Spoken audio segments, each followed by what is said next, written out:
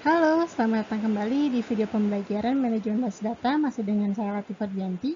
Ini maaf sebelumnya saya sebenarnya udah coba rekaman berulang-ulang beberapa kali juga beberapa hari, tapi ternyata selalu rekamannya ketika saat suara hujan dan hujannya nggak selesai-selesai. Jadi maaf kalau ada suara hujan ya, tapi semoga suara saya tetap kedengaran ya. Baik, kita akan melanjutkan materi kita terkait database system architecture. Nah, kali ini kita akan membahas terkait parallel system. Nah, ini juga sesuatu hal yang mungkin sudah kalian pelajari di perkuliahan kalian yang lain. Tapi di sini kita akan jelaskan lagi terkait parallel system ya, mungkin dengan sudut pandang yang sedikit berbeda. Nah, jadi di parallel system itu kita akan menggunakan multiple prosesor dan multiple disk, jadi banyak prosesor dan banyak disk yang terkoneksi dengan network yang cepat.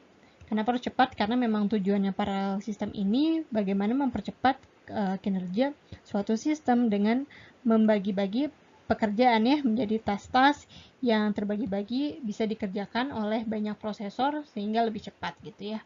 Nah, lalu parallel system ini bisa dibagi menjadi dua jenis, ada yang namanya coarse grain parallel sama massively parallel atau fine grain parallel. Nah, ini didasarkan dari jumlah prosesor yang digunakan. Kalau coarse grain parallel itu dia hanya menggunakan sedikit gitu ya prosesornya, tapi diharapkan yang powerful. Nah, kalau yang fine grain ini menggunakan lebih banyak prosesor.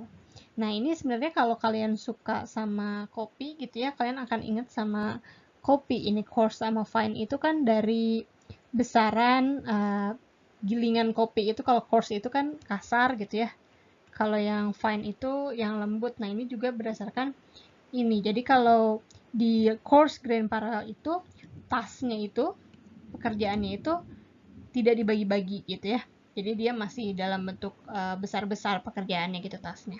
Nah, kalau di sini, kalau di fine grain ini tasnya itu dibagi-bagi, jadi dicacah, digiling gitu ya, sehingga menjadi sesuatu yang lebih kecil-kecil, sehingga dia dapat dikerjakan oleh banyak prosesor gitu ya. Jadi ini sangat cocok sekali untuk pengaplikasian si paralel itu, makanya disebutnya massively parallel. Jadi tas dibagi menjadi tas yang lebih kecil-kecil gitu ya, lalu nanti dikerjakan oleh banyak prosesor sehingga harapannya akan lebih cepat tentu saja. Nah, parallel system ini kinerjanya diukur berdasarkan dua hal ini. Yang pertama adalah throughput, yang kedua response time. Kalau throughput ini bercerita tentang berapa jumlah task yang dapat diselesaikan dalam suatu waktu. Jadi ini bicara dalam suatu waktu dia berapa banyak pekerjaan yang dia bisa selesaikan. Itu namanya throughput. Kalau response time ini adalah berapa lama waktu yang dibutuhkan untuk menyelesaikan sebuah task. Jadi a single task. Ya, itu adalah response time. Jadi itu perbedaannya antara throughput dan response time. Dan dua hal ini merupakan ukuran yang digunakan untuk mengukur kinerja dari sebuah parallel system. Ada dua isu penting terkait kinerja parallel system ini. Yang pertama ada namanya speed up. Nah, speed up ini bagaimana kita mengerjakan suatu task secara lebih cepat. Jadi kan secara lebih cepat ya, speednya dinaikin gitu ya. Dengan gimana? Dengan meningkatkan degree of parallelism-nya. Jadi misalnya kita suatu task itu dikerjakan dalam waktu 4 menit misalnya ya, 4 menit nih. Nah, kita pengen mempercepat dia. Gimana caranya? Bisa dengan menambahkan sistemnya menjadi lebih besar. Sebanyak n times gitu ya. Jadi diharapkan dengan resource-nya bertambah, ini kan resource-nya bertambah ya, speed-nya juga akan bertambah. Itu ya. Nah, jadi misalnya kita tambah nih resource-nya dari jadi n kali, n-nya misalnya 4 kali gitu ya. Ternyata waktunya menjadi 1 menit. Nah, berarti menjadi lebih cepat kan ketika menggunakan sistem yang lebih besar. Dan dia disebut linear kalau equation-nya, jadi equation-nya dari sini ini equal terhadap m. Jadi kalau ditambah resource yang 4 kali lipat, harusnya kecepatannya pun naik 4 kali lipat. Itu harapannya ya. Itu disebut dengan linear speed up. Nah, yang kedua adalah scale up. Apanya nih yang up? Yang up adalah scale-nya, skalanya. Jadi kalau di sini adalah skala dari problemnya itu bertambah. Misalnya kita awalnya cuma menangani 10 transaksi per menit misalnya. 10 transaksi. Nah, terus tiba-tiba kita transaksinya tiba-tiba aplikasi kita jadi viral gitu, sehingga bisa menangani 10.000 transaksi per menit. Nah, harapannya kan dengan transaksi yang lebih banyak ini, waktunya juga jangan sampai melambatnya sangat jauh gitu ya. Kalau nanti dia performansinya jelek, aplikasinya jadi nggak viral lagi dong ya. Nah, gimana caranya untuk membuat waktu yang dibutuhkan untuk memproses transaksi yang banyak ini juga akan tetap sama dengan ketika kita memproses yang waktunya ini sedikit, transaksinya dikit ini. Gimana? Ya dengan memperbesar si sistemnya itu, sehingga kita akan memperbesar sistemnya sebanyak n kali untuk melakukan pemrosesan untuk pekerjaan yang n besar kalinya itu ya. Jadi misalnya awalnya kita tadi punya 10, terus jadi 10.000 gitu.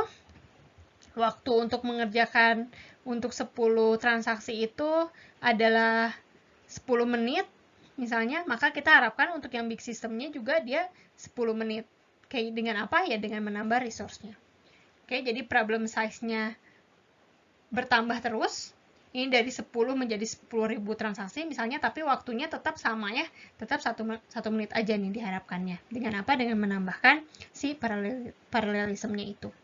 Dia disebut linear kalau measure-nya ini sama dengan 1. Seperti tadi ya, dia untuk mengerjakan 10 transaksi dia butuh 10 menit, untuk mengerjakan 10.000 transaksi dia butuh juga 10 menit. Lama banget ya, 10 detik aja deh, 10 detik, ini juga 10 detik misalnya. Nah, ini linear kalau nilainya ini adalah 1. Jadi sama, tidak ada perubahan mau pakai yang besar, mau pakai yang kecil, tetap aja karena kita sudah memperbesar sistemnya. Itu harapannya ya.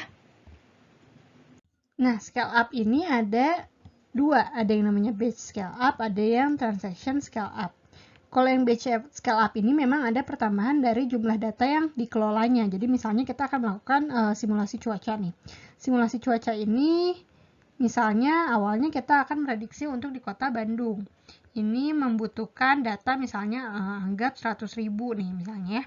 Nah, terus nanti kita akan melakukan prediksi ternyata sekarang untuk seluruh Indonesia. Seluruh Indonesia tentu datanya akan lebih banyak daripada 100.000 dong ya. Anggap saja misalnya jadi 10 juta gitu ya. Sehingga untuk memproses data yang lebih besar ini dibutuhkan juga pembesaran dari sistem komputernya itu sendiri. Nah, kalau yang transaction scale up, ini adanya pertambahan dari sisi transaksinya. Jadi transaksi yang masuknya dalam suatu waktu menjadi naik gitu. Nah, ini mungkin saja untuk query-nya ini membutuhkan sama aja ya. Jadi kalau untuk ini kan datanya yang digunakan jadi semakin banyak. Kalau ini sebenarnya query-nya tidak berpengaruh, tetap seperti itu, tapi transaksinya menjadi lebih banyak. Sehingga dalam suatu waktu ini bisa bertambah request-nya ya menjadi lebih banyak data yang dimasukkan. Ya, ini seperti kasus yang tadi ya. Jadi kasusnya misalnya ada awalnya kalian menggunakan 10 transaksi saja untuk dalam 10 menit misalnya.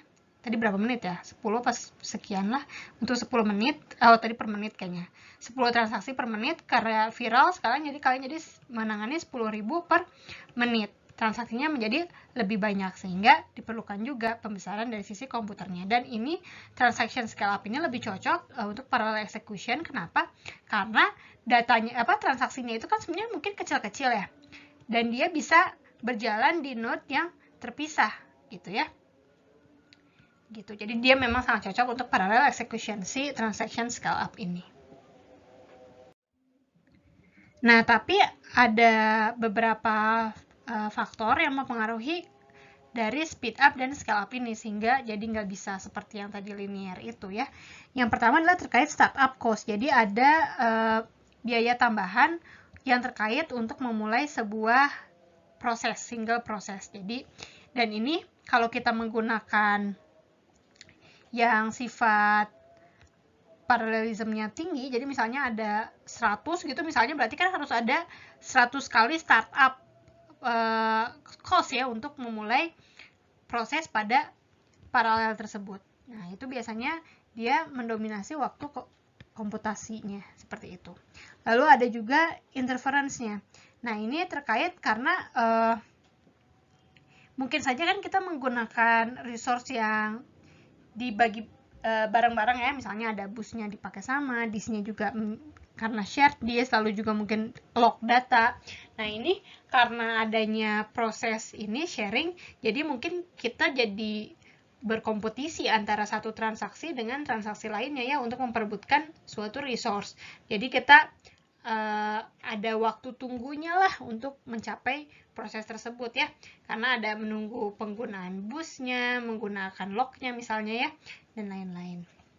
Lalu skew ini tidak simetris gitu ya. Jadi misalnya kita ada tasnya itu sebanyak 100 misalnya, 100 tas. Lalu kita bagi-bagi menjadi 10 node. Nah, tapi ini pembagiannya bisa skew, bisa tidak merata. Misalnya di sini jadi yang A ini 20 tas, yang ini cuma 5, yang lain 10 dan lain-lain.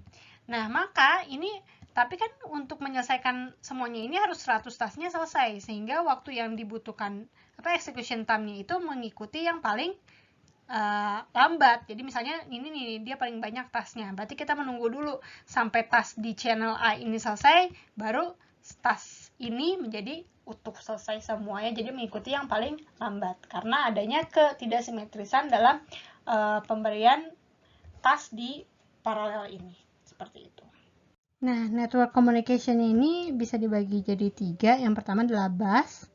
Bus ini komponennya ini mengirimkan data dan menerima data melalui single communication bus ya. Jadi ini busnya nih, ini komponen-komponennya ya.